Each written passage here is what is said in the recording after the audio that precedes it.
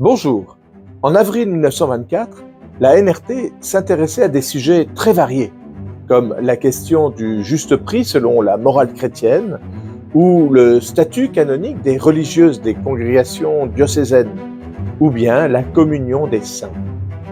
100 ans plus tard, vous pouvez découvrir une aussi grande variété de sujets dans le nouveau numéro de la NRT.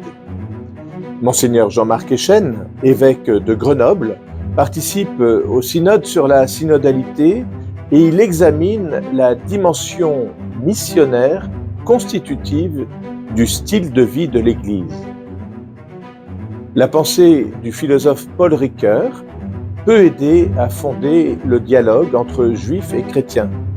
C'est ce que montre Pierre de Curez en lisant l'apôtre Paul. Pierre de Curez est prêtre de la communauté du Chemin Neuf et formateur au Dombes.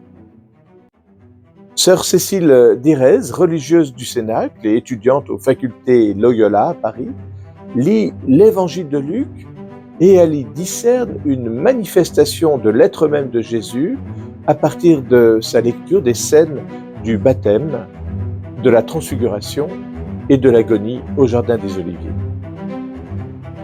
Pascal Hide, docteur en médecine, philosophie, théologie, articule les différents styles d'éthique, celle du bonheur et de la vertu, de la loi et celle du modèle de l'imitation.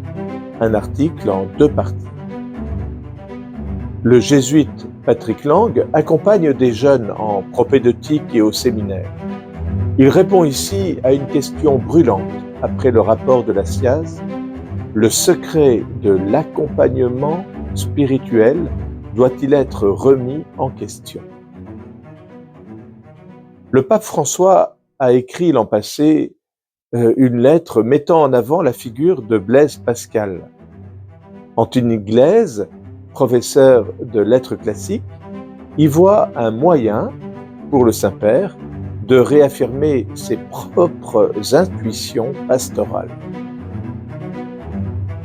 3 livres mis en avant dans ce numéro, très actuel, une réflexion anthropologique et éthique sur la mort par Emmanuel Tranchant, au sujet du livre de Blandine Imbert, Vivre la mort, nous pouvons réapprendre à mourir.